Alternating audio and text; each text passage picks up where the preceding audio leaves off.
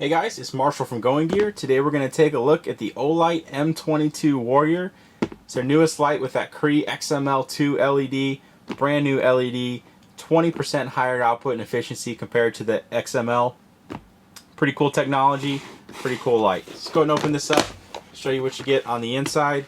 Here's the light. We're going to go ahead and set that to the side. The other stuff, so if you've ever seen their Warrior series, they give you a whole bunch of accessories, and they are really nice accessories. So here is a diffuser, goes over the front. We'll take that outside as well just so you can see what that does. I think this is the most useful accessory. Really nice. Does a good job of diffusing the beam out for area lighting. This is in case you want to use 123 batteries. So you stick the two 123s in here. Just helps keep them from rattling around in the battery tube. Not that it's super loud, but got some military and law enforcement guys that use these and want to keep them as quiet as possible until they turn them on and it's super obvious where they are. Alright, so here is the holster for it. It goes bezel down, and then holster goes over the top like that. You can see you've got the hole on the bottom. There's actually some more stuff in there. Let's go ahead and pull that out. So you still actually have access to the light when you have it in there, so you can turn it on and it'll still turn on. And you've got these two spots on the side, so you can throw a couple spare 18650s or the battery tube with some 123s or whatever else you want to in there. Really nice holster. You did a good job on these. And there's your attachment point on the back. Another ring attachment point there.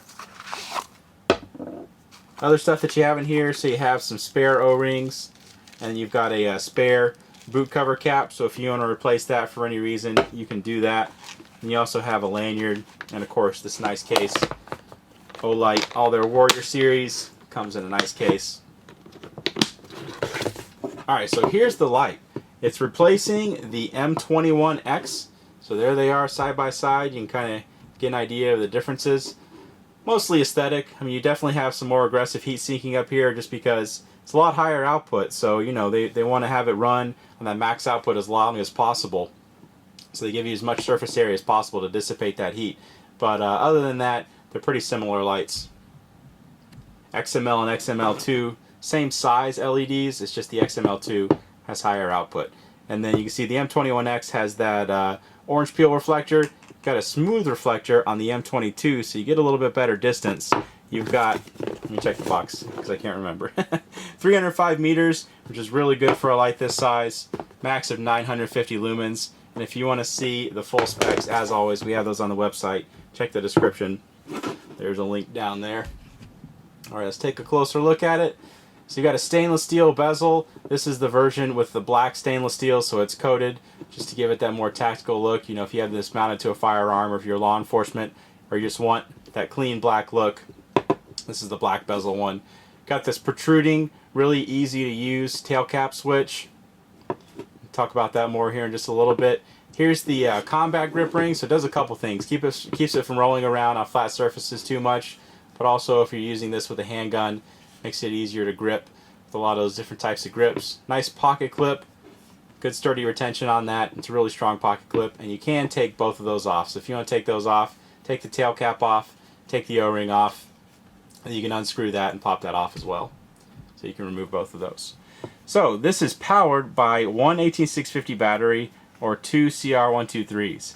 I always recommend using 18650s. It's going to save you a bunch of money in the long run. It's going to give you better run times. There are very few downsides.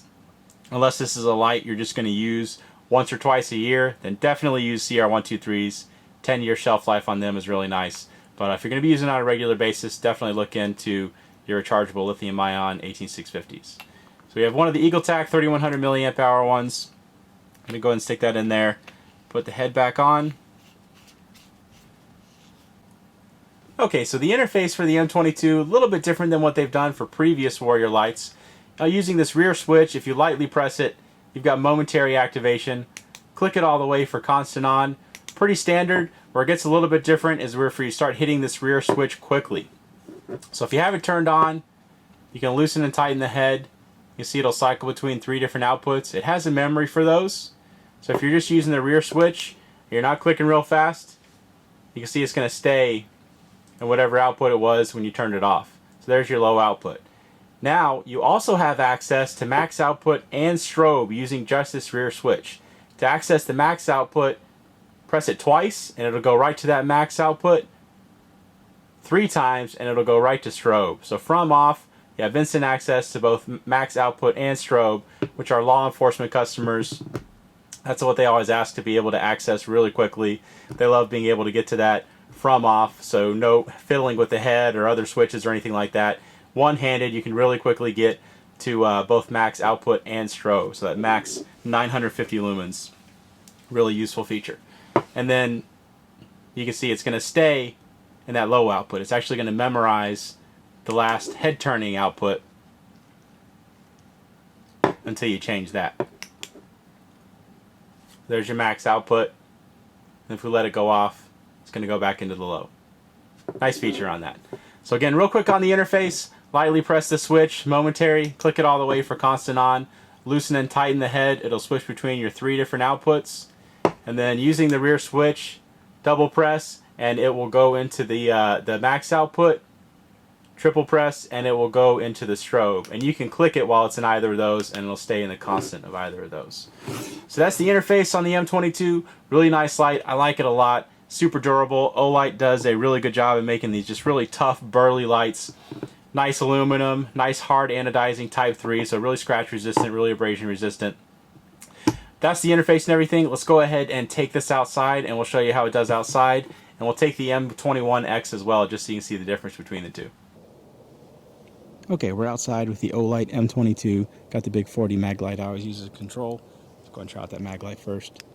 Little bush at 15 feet, tree out there at 100 feet.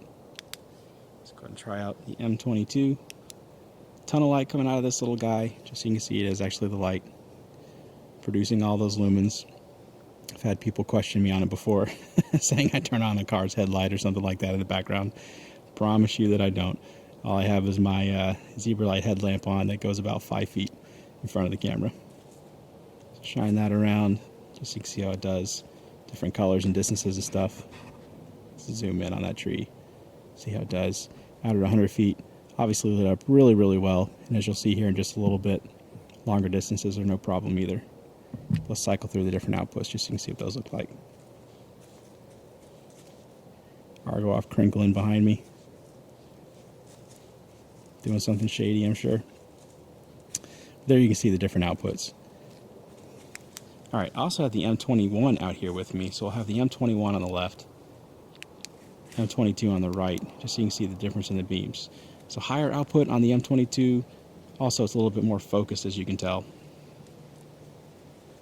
But pretty similar, but definitely it's worth the upgrade to get that M22.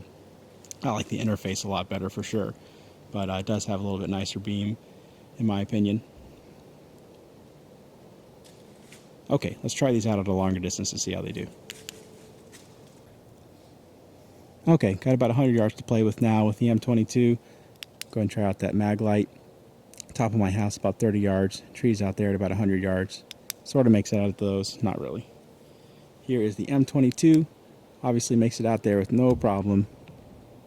Zoom in just so you can see how well it lights up stuff at 100 yards away. Pretty impressive for a light this size. Unheard of not too long ago. Shine it around a little bit. And we'll just cycle through the different outputs just so you can see what they look like. Medium one, still pretty impressive distance. Low one, obviously ain't going to go that super far, but medium one gets out there. The high definitely does. Shine that around a little bit. Let's show you the difference between the M21 and the M22. So we'll have the M22 on the right, M21 on the left. There you can see the difference in the beams. A little bit more focused, higher output on that M22. And like I said, I like the interface a lot better on the M22. Really good interface on that one. So there you go. That is the new Olight M22 Warrior. If you like it, you can buy it from us at goinggear.com. Any questions or comments, you can reach us in the comments or at goinggear.com. And if you like the video, be sure to subscribe. We put out a ton of flashlight and gear videos. If you want to see shorter ones, we're doing those as well. We'll upload them at the same time on the more popular lights. Thanks for watching.